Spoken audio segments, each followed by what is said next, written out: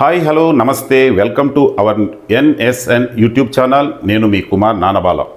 ఈ వీడియో ద్వారా ఈరోజు ఆంధ్ర, తెలంగాణ, తమిళనాడు, కర్ణాటక రాష్ట్రాలకు చెందిన సంతాన భాగ్యానికి నోచుకొని ఎంతోమంది భక్తులకు తన అనుగ్రహంతో చల్లని చూపులతో సంతాన భాగ్యాన్ని ప్రసాదించి వారి నమ్మకాన్ని చూరగొన్న చెర్లోపల్లి శ్రీ రెడ్డమ్మ తల్లి ఆలయ విశిష్టతను, ఆ తల్లి మహిమలను మీతో పంచుకోబోతున్నాను. వీడియోని మీరు లైక్ చేసి మీ మిత్రులకు, శ్రేయోభిలాషులకు షేర్ చేసి మీ అమూల్యమైన సలహాలను, సూచనలను అందించాలని, అదేవిధంగా బెల్ ఐకాన్ నొక్కి మన ఛానల్ని సబ్స్క్రైబ్ చేసుకోవాలని మిమ్మల్ని కోరుకుంటున్నాను. ఛానల్ ద్వారా విడుదల చేసిన మొదటి వీడియోని కేవలం ఒక్క రోజులోనే 68 మంది సబ్స్క్రైబ్ చేసిన ప్రతి ఒక్కరికి నా హృదయపూర్వక కృతజ్ఞతలు తెలియజేస్తున్నాను. అదేవిధంగా భవిష్యత్తులో కూడా మరిన్ని మంచి వీడియోలు తీసుకురావడానికి ప్రయత్నిస్తానని మీకు హామీ ఇస్తున్నాను. ఇక మన వీడియోలోకి వెళ్దాం రండి. మూడు ముళ్ళ బంధంతో ఒకటై కోటి ఆశలతో సంసార జీవితంలో అడుగిడిన ఆ దంపతులకు వారి ఆశలు ఫలించి సంతాన భాగ్యం కలిగితే వారి ఆనందానికి అవధులుండదు. కానీ కొంతమంది జీవితాలలో సంతాన యోగం అనేది అందని ద్రాక్షలా ఉండటం మనం గమనిస్తూనే ఉంటాం. అలాంటి వారిలో కొంతమంది వైద్య పరీక్షలు ఇతరత్ర అంటూ ఆసుపత్రుల చుట్టూ తిరుగుతూ ఉంటే, మరికొందరు మాత్రం మానవ ప్రయత్నానికి దైవ సంకల్పం కూడా తోడుగా ఉండాలని వైద్య పరీక్షలు చేయించుకుంటూ గుళ్ళు గోపురాలు తిరగటం మనం గమనిస్తూనే ఉంటాం. కానీ ఇంకొంతమంది పూర్తిగా దైవాన్ని నమ్మి సంతాన యోగం కోసం పూజలు ఆచరించడం మీరెప్పుడైనా చూసారా? పిల్లలు కలగని దంపతులను దీవించి వారి కడుపు పండించి వారికి సంతాన భాగ్యం కలిగించే శ్రీ రెడ్డమ్మ తల్లి అన్నమయ్య జిల్లా గుర్రంకొండ సమీపంలో కొలువై ఉన్న విషయం మీకు తెలుసా? ఈ ఆలయ విశేషాలను తెలుసుకుందాం రండి. ఈ ఆలయం కడప నుండి బెంగుళూరుకు వెళ్ళే హైవే మార్గమధ్యంలో అన్నమయ్య జిల్లాలో గుర్రంకొండకు 10 కిలోమీటర్ల దూరంలో చెర్లోపల్లి అనే గ్రామంలో ఉంది. ఈ ఆలయానికి 2 తెలుగు రాష్ట్రాల నుండే కాకుండా కర్ణాటక, తమిళనాడు నుండి కూడా విశేషంగా భక్తులు రావటం పరిపాటి. ఈ ఆలయంలో శ్రీ రెడ్డమ్మ తల్లి పిల్లలు లేని దంపతుల పాలిట కొలచిన వారికి కొంగు బంగారంగా సంతాన దేవతగా విరాజిల్లుతోంది. ఈ ఆలయాన్ని దర్శించాలనుకునే భక్తులు ముందుగా కడపకు కానీ మదనపల్లికు కానీ చేరుకోవాలి. మదనపల్లి నుండి 40 కిలోమీటర్లు, కడప నుంచి 83 కిలోమీటర్ల దూరంలో ఈ ఆలయం ఉంది.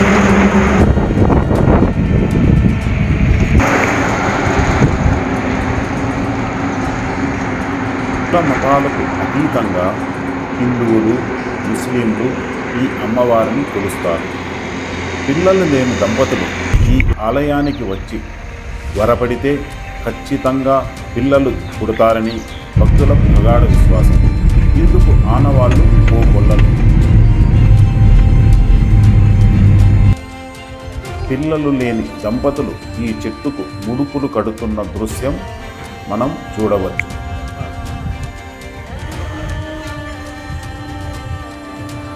ఇదిగో ఇక్కడ కనిపిస్తున్నదే 700 అడుగుల ఎత్తు, 700 అడుగుల వెడల్పు, 700 అడుగుల లోతు కూడా ఉన్నదని ఇక్కడ పూజారి చెబుతున్నారు.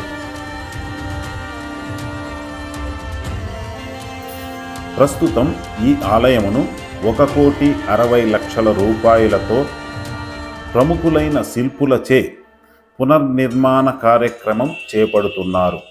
ఇక 3 నెలలలో ఈ ఆలయం కొత్త హంగులతో భక్తులను కనువిందు చేయబోతోంది. అక్కడ మూసి ఉన్న చోటే రెడ్డమ్మ తల్లి మూల విరాట్. త్వరలో ఇదే స్థానంలో కొత్తగా 4.5 అడుగుల ఎత్తులో బాలరెడ్డమ్మ తల్లిని ప్రతిష్ఠించబోతున్నారని ఆలయ అధికారులు తెలిపారు.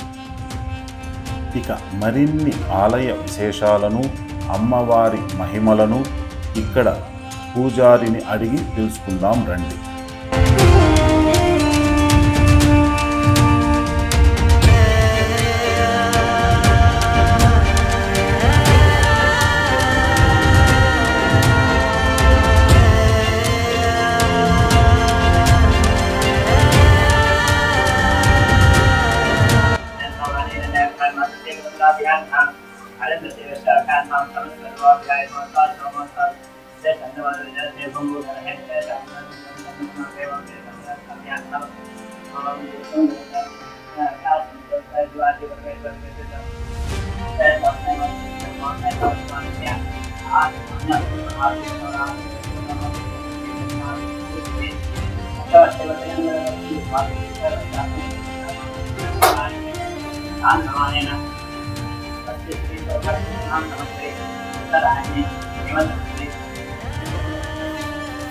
నా పేరు ఆనంద్ రెడ్డి. మీరు ఏం వంశస్థులు? తొట్లి వంశస్థులు.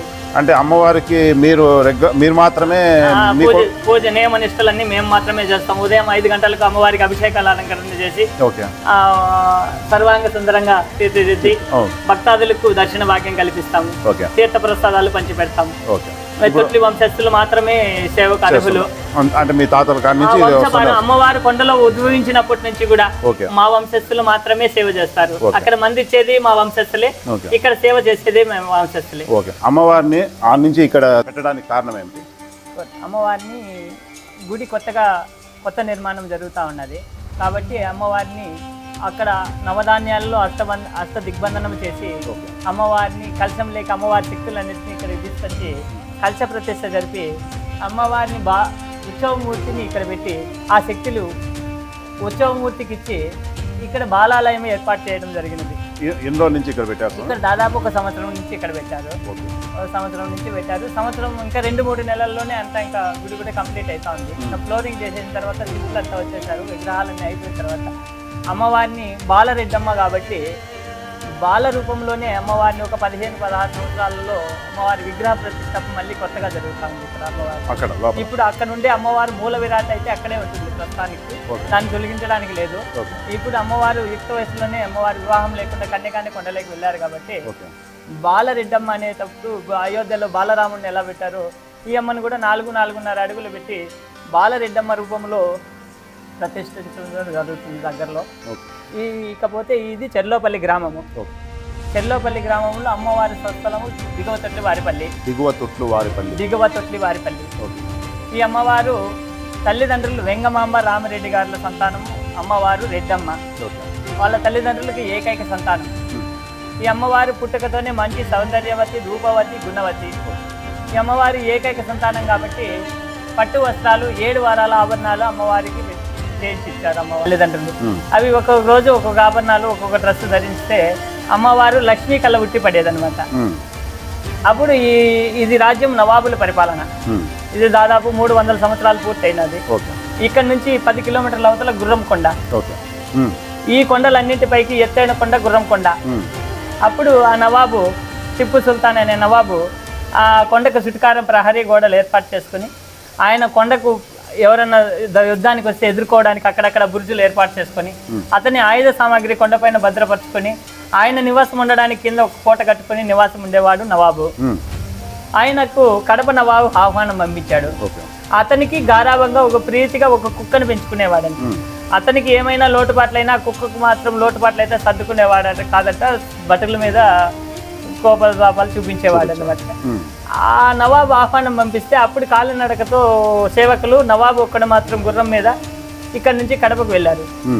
కడప నుంచి ఇక్కడికి వచ్చే మార్గం మధ్యలో కంబాల కుంట ఒక వనం అనేది ఉంది. ఆ కుంట తోపు అవి రెండింటి మధ్యలో కొంచెం చల్లగుంటే కొంతసేపు సేద తీరి దగ్గరకు వచ్చాం కదా, ఇంకా కొంతసేపు సేద తీరి బయలుదేరదాం అనుకున్నాం. ఆ కుక్క ఎండకు ఎగపోస్తా వచ్చింది. ఇకపోతే అమ్మవారిది ఈ పొలాలన్నీ 300 పొలాలు అమ్మవారిది. 300 ఎకరాలు అక్కడ అమ్మవారి పొలాలు. ఇది కింద కోనేరు ఉండాలి. ఆ కోనేరు ముందు బొండ పొర. ఎన్ని సంవత్సరాలు ఎక్కడ వర్షం లేకపోయినా ఆ దొనలో నీళ్లు పొంగి పొరలేటివి. ఆ నీటి వసతితో అమ్మవారి తల్లిదండ్రులు జొన్న, సద్ద, రావి పంట పండించేవాళ్ళు. కాలక్షేపం కోసం ఇక్కడికి వచ్చేవాళ్ళు అమ్మవారు. అమ్మవారి పుట్టుకతోనే స్వతహాగా శివభక్తురాలు. శక్తిమాత అయినటువంటి పార్వతీ పరమేశ్వర్లు ధ్యానించండి, కాలు కుర్తాలు తీసుకొని పార్వతీ పరమేశ్వర్లు ధ్యానించండి, కాలు బయట పెట్టేవాళ్ళు కాదు. పెట్టిన అనంతరం కాలక్షేపం కోసం పొలం కాడికి వచ్చేవాళ్ళు. ఆ దొనలో నీళ్లు చూడటం, సంతోషంగా మళ్ళీ స్నానం చేయడం, ఆ పక్కన బండపైకి పోవడం, మట్టితోనే శివపార్వతులను ప్రతిష్ఠించడం, కొంతసేపు ధ్యానించడం, కొంతసేపు అచ్చంద్రాలు తీసుకుని ఆడుకోవటం, కొంతసేపు ఆ పంటకు జొన్న, సద్ద, రావి పంటకు పందిరి పెట్టినారు. ఆ పందిరి పైకి పోయేది, వర్షాలు తీసుకునేది, గోవలు తోలేది, తిరిగి కాలక్షేపం చేస్తూ సాయంత్రం అయ్యేటప్పటికి ఇంటికి వెళ్ళేవాళ్ళు. ఓకే. ఈ విధంగా నడుస్తా అంటే ఆ నవాబు అక్కడి నుంచి మళ్ళీ అక్కడ సేద తీరాడు కదా, ఆ ఎండకు ఆ కుక్క గసపోస్తా అంటే సేవకులు ఎక్కడైనా నీళ్ళల్లో స్నానం చేయించుకురావాలని తీసుకొచ్చారు. ఈ ప్రాంతంలో ఎక్కడ నీళ్లు ఉండేదే కాదు, ఆ దొనలో ఒక్కదాంతోనే. అప్పుడు అమ్మవారికి యుక్త వయసు వచ్చింది, 15-16 సంవత్సరాలు. అమ్మవారికి పిడి తక్కువ బారడు, వెంట్రుకలు పిడి తక్కువ బారడు. ఆ వెంట్రుక స్నానం చేసేటప్పుడు 1-2 కొలంలో ఊడిపడ్డాయి. ఆ కుక్కను తీసుకొచ్చి స్నానం ఆచరించుకొని బయట తీసుకొచ్చారు. ఆ వెంట్రుక దానికి తగులుకొని వచ్చింది. నవాబు దగ్గరికి తీసుకుపోయినారు. ఇంతటి అడవి ప్రాంతంలో ఇంతటి పొడవైన వెంట్రుక ఎక్కడి నుంచి వచ్చింది? ఇది జంతువుది కాదు, దయానుభూతాన్ని కాదు, ఏదో నరమనిషి స్నానం చేస్తాండది. ఈ వెంట్రుకే ఇంత అందంగా, ఇంత నల్లగా, ఇంత నైస్గా నిగనిగలాడుతూ ఉండదంటే ఈ వెంట్రుక గల స్త్రీ ఇంకెంత అందంగా ఉండదు అనేసి అమ్మవారు ఆతారాడుతుంటే వచ్చాడు నవాబు. అప్పుడు అమ్మవారు మంచి పైన నిలబడుకుని వరుసలు తీసుకుని గువ్వలు తోలుతూ అక్కడ కనిపించారు. ఆ నవాబుకు అమ్మవారు అప్పుడు యుక్త వయసులోకి వచ్చేటప్పటికి అమ్మవారు సౌందర్యవతి రూపవతి అన్నాం కదా. ఇంతటి సౌందర్యవతి రూపవతి అయిన స్త్రీ నేను ఇంతవరకు ఈ రాజ్యం ఇన్ని రాజ్యాలు పరిపాలిస్తూ వస్తా అన్నా కూడా ఈమెను చూడలేదు, ఇటువంటి సౌందర్యవతిని చూడలేదు నేను, ఈమెను వివాహం చేసుకోవాలని కానీ ఆయనకు ఆలోచన దక్కింది. అమ్మవారిని తల్లిదండ్రులను అడిగాడు. అప్పుడు ఈ రాజ్యం దౌర్జన్య పరిపాలన వాళ్ళు బాగా ఏదో ఈయకపోయినా కూడా కొట్టి దండించి తీసుకోపోయే వాళ్ళు నవాబులు. అప్పుడు ఇంక ఏం చేస్తారో ఏమో అని అమ్మవారి తల్లిదండ్రులు నా బిడ్డకి ఇష్టం అయ్యేటట్టుంటే నేను నీకు ఇచ్చి వివాహం జరిపిస్తానన్నారు. అమ్మవారి దగ్గరికి అడిగారు. నాకు పొంతన లేదు, నాకు ఉన్నంతలో నేను తృప్తి పడతాను, నా 10 మందికి సహాయం చేయగలిగే శక్తి నాకు భగవంతుడు ఇచ్చాడు, నేను నిన్ను వివాహం చేసుకుని అన్నాడు అమ్మవారిని. అప్పుడు ఆ నవాబు నువ్వు వినకపోయినా నీకు కావాల్సిన సౌకర్యాలు కల్పిస్తాను, నా గోశాల పెట్టి 10 మంది సేవకురాళ్ళు పెట్టి సకల సౌకర్యాలు కల్పిస్తూ కాలు కింద పెట్టకుండా నేను సాక్కుంటాను, నన్ను వివాహం చేసుకుంటే అని అడిగినాడు. అప్పుడు అమ్మవారు వినకపోతే బలవంతంతో తీసుకుపోతా నేను వదిలిపెట్టినని తరుముకుంటూ రావడం. అప్పుడు అమ్మవారికి ఆ కంపలన్నీ పట్టుకొని శరీరం అంతా రక్తం వెదజల్లుతూ అమ్మవారు ఒక శక్తి స్వరూపిణి లాగా మారారు ఇక్కడికి వచ్చేటప్పుడు. ఇది ఒక పెద్ద బండ, 700 అడుగులు పొడవు, 700 అడుగులు వెడల్పు, కింద ఘాతము 700 అడుగులు వెడల్పు కింద బండ. ఇదంతా ఒకటే బండ. అప్పుడు అమ్మవారు ప్రాణభీతితో పరిగెత్తుకుంటూ వచ్చారు. ఇంకా పోవడానికి ఎక్కడికి పోవడానికి మార్గం లేదు. అప్పుడు శక్తిమాత అయినట్టు పార్వతీ పరమేశ్వరులను ధ్యానిస్తూ నా ప్రాణమైనా తీసుకోండి, నన్ను నవాబులు వసూలు చేయొద్దని చెప్పేసి ఆ పర్వతరాజును వేడుకుంటూ ఆ బండకేసి తలబారుకుంటూ ప్రాణత్యాగం ప్రయత్నించారు. అప్పుడు అమ్మవారికి శక్తిమాత అయినట్టు పార్వతీ పరమేశ్వరులు ప్రత్యక్షంగా కావడం, ఇక్కడ నుంచి 100 అడుగుల హైట్ వరకు గూడు చట్టం నుంచి 100 అడుగుల హైట్ వరకు ఈ బండ 2 బద్దలు కావటం, అమ్మవారు సునాయాసంగా నడుచుకుంటూ పోవడం. ఈ ధ్వనులకు నవాబు సేవకులంతా మూర్ఛ చెంది పడిపోయారు. కారకుడైన ఒక నవాబు మాత్రం కొంచెం దూరం పోయి అమ్మవారు నడుచుకుంటూ వెళ్తుంటే కొంగు బట్టి మళ్ళీ నిలేశాడు. అప్పుడు అమ్మవారు మళ్ళీ శక్తిమాత అయిన పార్వతీ పరమేశ్వరులు ధ్యానిస్తే అమ్మవారిని లోపల తీసుకొని నవాబును బయట నెట్టి కొండ క్లోజ్ అయింది. మళ్ళీ సాక్షాత్ అమ్మవారి కొండ లోపల కొలువై ఉన్నారు. అప్పుడు కొండలేకి పోయిన తర్వాత కూడా అతనికి అమ్మవారి పైన వ్యామోహం పోలే. అంబులు ఫిరంగులు తీసుకొని వచ్చేసి బండను కూడా పగలగొట్టే ప్రయత్నం చేశాడు 1 వారం రోజులు. ఏమైతే ఆయుధాలు ఉన్నాయో అప్పుడు అంతా వాళ్ళ పరిపాలనలో ఏమున్నాయో ఆయుధాలు బండను పగలగొట్టేటివి, కింద నుంచి చూస్తే ఫిరంగులతో కాల్చింటే గుంతలు పడినాయి, అంతంత గుంతలు.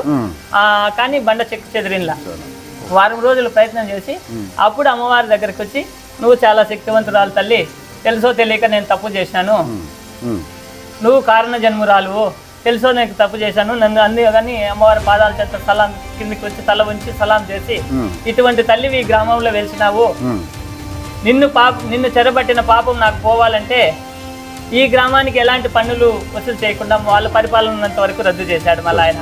ఇకపోతే అమ్మవారు బాగా మాట్లాడేవారు, కొండలేకపోయినా 1 సంవత్సరం వరకు 100 సంవత్సరాల వరకు మాట్లాడేవారు. మళ్ళీ ఎవరికి దర్శన భాగ్యం అయితే లేదు, కొండ నుంచి మాట వినికిడి ఉండేది. అమ్మవారి పట్టు వస్త్రాలు 7 వారాల ఆభరణాలు ఈ గ్రామంలో పేద సాదాకు శుభకార్యాలకు ఇచ్చేవాళ్ళు. అమ్మవారికి అంటూ ముట్టు నీచు తగదు కాబట్టి ఎవరన్నా వచ్చి ఆ గెవి దగ్గరికి వచ్చి ఆ అమ్మవారిని నమస్కారం చేసుకొని పిలిచి నీ ఆభరణాలు ఇస్తే, పట్టు వస్త్రాలు ఇస్తే నా బిడ్డకు పెళ్లి వివాహం జరిపించుకొని మళ్ళీ తిరిగి తెచ్చిస్తానంటే అమ్మవారి పట్టు వస్త్రాలు అక్కడ ఉండేవి. తీసుకెళ్తా ఉన్నారు, కార్యం నెరవేర్చుకుంటా ఉన్నారు, మళ్ళీ తిరిగి తెచ్చిస్తా ఉన్నారు. కాలక్రమేణా ఒక ఆమె తీసుకుపోయి ఈ అమ్మవారి ఆభరణాలు వస్తువులు బట్టలు ఆ అమ్మకు అలంకరించింటే లక్ష్మీ కళ ఉట్టి పలుతాందంట అమ్మవారి కళ. ఇంకా ఆమె ఇచ్చే ఉద్దేశం లేక ఏదో నోటికి వచ్చిన మాటలు 2 మాట్లాడితే మనం మంచి చేయడం ఎందుకు, వాళ్ళు ప్రజలు మారినారు, అందుకని ఇంకా వాళ్ళకి ఇవ్వడం ఎందుకు, మనం తీసుకోవడం ఎందుకు అనేసి అప్పుడు మౌనం వహించారు అమ్మవారు. అప్పుడు మౌనం వహిస్తే ఆమె అన్నిన మాటలు ఇంక అమ్మవారు మాట్లాడలేదు కదా, ఏమో తీసుకొని వెళ్ళిపోయింది. మళ్ళా ఇంక మాట్లాడలేదు, ఎందుకు ఇవ్వాలి ఏమకు తీసుకొని వెళ్ళిపోయింది. ఇంటికి పోయి చూస్తే పెళ్ళికి వచ్చి పెళ్ళి వివాహం అయిపోయింది, అన్నీ అయిపోయినా ఆమె ఏమ్మకి ఈడికి వచ్చి ఏం మాట్లాడిందో అప్పుడే ఆమె స్వరూపం అక్కడ చూపించింది. ప్రాణం బియ్యపడే కింద పడి కొట్టుకుంటాందంట. ఈ ఆభరణాలన్నీ ఒడి నిండుకు పెట్టుకునేసి మూట మూట ఎత్తుకోబోయి ఆడ వారేసి నా బిడ్డ అయిపోయి ఏమైపోయానని చెప్తే అప్పుడు చుట్టుపక్కల ఉన్న వాళ్ళు అమ్మవారి సొత్తులు మళ్ళీ తీయకుండా మళ్ళీ తిరిగి తెచ్చి అన్నావు, నీ బిడ్డే నీకు లేకుండా పోతా ఉండదు, ఇంకా నీకు జన్మ ఎందుకనే వాళ్ళందరూ అరిచేటప్పటికి మళ్ళీ అవన్నీ తీసుకొచ్చింది. వాళ్ళు గౌళ్ళమ్మ. అప్పుడు ఇక్కడికి వచ్చి ఆమెకు తెలుసో తెలియక అమ్మవారిని నమస్కారం చేసి నా బిడ్డను మళ్ళీ రక్షించు తల్లి, తెలుసో తెలియక తప్పు చేసిన దానివల్ల నా బిడ్డ అయ్యే పుయ్యే పరిస్థితి అయిపోయింది, నువ్వు నీ ఆభరణాలు నీ పట్టు వస్త్రాలు నువ్వు తీసుకో తల్లి, మమ్మల్ని క్షమించి నా బిడ్డను బతికించు తల్లి, ఎంతటి నిన్ను కొండలేకపోయిన నవాబునే క్షమించిన దానివి నువ్వు నా బిడ్డను క్షమించలేవా అని అమ్మవారు మళ్ళీ అడిగితే ఆమె ఇంటికి పోయి ముక్కొని నమస్కారం చేసుకోబోయి ఆమె గొర్రెలు పొట్టేళ్ళన్నీ దండికుంటే పెద్ద పెద్ద బాణపు కూడు కట్టుకొని 2 ఆటలు పెట్టుకొని బంధుమిత్రులందరికీ పిలుచుకుని మేళ తాళాలతో వైభవంగా వచ్చి అమ్మవారికి బలి ఇచ్చి చేయాలని చూసింది. అమ్మవారికి 5 మార్గంలోనే వంక దాటుకుంటే బండి అచ్చిరికి వంక పాలైంది అని కొంచెం ముందుకు వచ్చే గుడికి సరేలే యాట్లు ఉన్నాయి కదా కొట్టి అందరికి డిన్నర్ పెడతాను తీసుకొని వస్తామంటే ఇంకొంచెం ముందుకు వచ్చే గుడికి ఆ పొటేన్లో తాళ్ళు ఇడిపించుకుని అడవి పాలైపోయింది. ఏదో తప్పిదం ఉంది, నేను మళ్ళీ అమ్మవారిని అడిగేసి వస్తాను, మీరు పదండి అని చెప్పి వాళ్ళందరిని ఇంటికి పంపించి మళ్ళీ అమ్మవారి దగ్గరికి వచ్చి మాట్లాడితే నాకు ఈ బలి గిలి ఆగారాలు పనికిరావమ్మా, తృప్తిగా నైవేద్యము పసుపు కుంకుమ, నైవేద్యము కొబ్బరికాయ, పూలు పండ్లు ఇస్తే నేను తృప్తి పట్టా, నాకు అదే చాలు అంటే అప్పుడు మళ్ళీ వాళ్ళ బంధుమిత్రులను పిలుచుకొని దీపన్నము నైవేద్యము భోజనం పెట్టి వాళ్ళందరికీ పెట్టి అమ్మవారికి కొబ్బరికాయలు కొట్టుకొని పోతే నమస్కారం చేసుకున్నారు. మందు తీసుకోవాలనుకున్న వాళ్ళు ఏం తీసుకురావాలి అంటే వాళ్ళు దూరం నుంచి వస్తారు కదా, కొబ్బరికాయ, తాంబూలము, పసుపు కుంకుమ, కడ్డీలు, కర్పూరం, పూలమాల, ఇంత మాత్రం తెచ్చి అమ్మవారి దగ్గరికి వచ్చి అక్కడ కొబ్బరికాయ కొట్టుకుని అమ్మవారిని నమస్కారం చేసుకుని మేమిచ్చే ఆకుపత్రులు సేవించి వాళ్ళలో ఉన్న లోటుపాట్లు ఏమి సమస్యలు ఉంటే దాన్ని అడిగి వాళ్ళకి పరిష్కార మార్గం తెలియజేసుకుని మందిస్తాం అక్కడ. మళ్ళీ వాళ్ళు ఇక్కడికి వచ్చి అమ్మవారి పవిత్రమైన కోనేట్లో స్నానం చేసి సాసాల నమస్కారం చేసి అమ్మవారి ఆశీర్వాదం తీసుకుంటారు. అట్లా ఒకసారి మాత్రమే మందు తీసుకుంటే సరిపోతుందా, 2-3 సార్లు ఏమన్నా కొన్ని వాళ్ళ లేడీస్ లో కొన్ని సమస్యలను బట్టి ఒకరొకరికి సమస్య లేదంటే ఒక్కసారి తీసుకుంటే సరిపోతుంది. కొన్ని సమస్యలు అనేవి ఉంటాయి, హార్మోన్స్ విడుదల కాకుండా ఉంటాయి, గర్భాశయం ట్యూబ్ అనేది ఓపెన్ కాకుండా ఉంటుంది, గర్భంలో నీటి బుడగలు అనేవి ఉంటాయి, వైఫ్ అండ్ హస్బెండ్ లో వీరెకనాల్ కౌంట్స్ ఇంప్రూవ్మెంట్ తక్కువ ఉంటది. అలాంటివన్నిటిని ఇంప్రూవ్మెంట్ చేయడానికి మెన్సెస్ నుంచి మెన్సెస్ లోపల 3 వారాలు తీసుకోవాల్సి ఉంటుంది. మెన్సెస్ నుంచి మెన్సెస్ లోపల మెన్సెస్ అయి క్లియర్ అయిపోతుంది 5 days 4 days. క్లియర్ అయిన తర్వాత బాగా ఇల్లు వాకి శుభ్రం చేసుకుని దీపారాధన చేసుకుని అమ్మయ్య పేరుతో వాళ్ళ ఇంటి దగ్గర కొబ్బరికాయ కొట్టుకుని ఉపవాసంతో బయలుదేరి వస్తారు. అక్కడ 3 వారాలు కంటిన్యూగా తీసుకుంటే ఆ సమస్యలన్నింటినీ అమ్మవారు మందు పరిష్కారం చేసి గర్భం వెళ్ళడానికి సహకరిస్తుంది. మా భార్య గాయత్రి. ఏ ఊరు నుంచి వచ్చారు బ్రదర్ మీరు? సార్ మేము పలంనేరు నుండి వచ్చాము. పలంనేరు నుంచి వచ్చారా? అంటే ఏం కోరుకుందామని ఇక్కడికి వచ్చారు? మాకు ఇంతకుముందు 2 సార్లు పిల్లలు అబార్షన్ అయిపోయింది. మా చుట్టుపక్కల గ్రామాల ప్రజలంతా మాకు ఇక్కడ వెళ్ళమని సజెస్ట్ చేశారు. వరబడితే మంచిదని చెప్పారు. వరమడితే మంచిదని చెప్పారు. ఆ నమ్మకంతో మేము ఇక్కడికి వచ్చి దర్శనం చేసుకొని మేము కోరికలు కోరుకొని వెళ్తున్నారు. ఇప్పుడు వచ్చారమ్మా మీరు? ఇప్పుడే వచ్చింటారా? అంటే మీకు ఎవరు చెప్పారు ఇట్లా ఇక్కడ ఇది ఉంటుందని? వాళ్ళకి జరిగిందంటనా? అందువల్ల మీరు కోరుకున్నారు, అమ్మవారిని కోరుకున్నారా? కోరుకున్న తర్వాత మళ్ళీ మీకు గన పిల్లవాడు పుడితే మళ్ళీ వస్తామని కూడా కోరుకున్నారా? Thank you. మనము ఇప్పుడు ఈ గుడి యొక్క జూనియర్ అసిస్టెంట్ బాలకృష్ణారెడ్డి గారితో ఇక్కడ ఎన్ని రోజుల నుంచి పనిచేస్తున్నారు సార్? నేను 20 yearsగా పనిచేస్తున్నాను సార్, అడ్మినిస్ట్రేషన్గా పనిచేస్తున్నాను. ఇక్కడ వచ్చిందని మెయిన్ ఆదివారం ఒక రోజు అమ్మవారి సంతానం పిల్లల కోసం వచ్చిందని పసులు ఇస్తారు. పూర్వకాలం నుంచి కూడా ఇస్తున్నారు. అప్పుడు అమ్మవారు మాట్లాడుతున్నారు వీళ్ళతో కూడా. ఒక ఆమె వచ్చింది, అమ్మవారి వస్తువులన్నీ తీసుకుపోయి ఇవ్వలేదు. అప్పుడు ఏమైందంటే ఊర్లో ఇంకా పెళ్ళిళ్ళు ఉన్నాయి కదమ్మా, తెచ్చిస్తే బాగుంటుందంటే ఆమె నోరు పడిపోతే మంచిది కదా అని ఆ కాలంలో అని అంటే అప్పటి నుంచి ఆమె మాట్లాడదు వదిలేసింది. అప్పటి నుంచి మన సరే అని చెప్పి సంతానానికి దేవతగానే కంటిన్యూ అవుతా ఉంది. ఓకే. ఇప్పటికి కూడా ఎటువంటి వాళ్ళు కూడా వచ్చిన 99 భాగాలు ముస్లిమ్స్ కూడా ఇక్కడికి వస్తారు. ముస్లిమ్స్ కూడా రెడ్డి భాష, రెడ్డి కాను, రెడ్డి పేర వీళ్ళంతా ఈ వారాన్ని పుట్టిన వాళ్ళు. Okay okay okay. ఇదే ఫ్రెండ్స్, ఈ వీడియో కనుక మీకు నచ్చినట్లయితే లైక్ చేయండి, మీ మిత్రులకు శ్రేయాభిలాషులకు షేర్ చేయండి. అదేవిధంగా మీ అమూల్యమైన సలహాలను సూచనలు కామెంట్ రూపంలో తెలియజేయండి. ఇలాంటి మరిన్ని మంచి వీడియోలు మీకు నోటిఫికేషన్గా అందేందుకు గాను బెల్ ఐకాన్ నొక్కి మన ఛానల్ని సబ్స్క్రైబ్ చేసుకోండి. నమస్తే.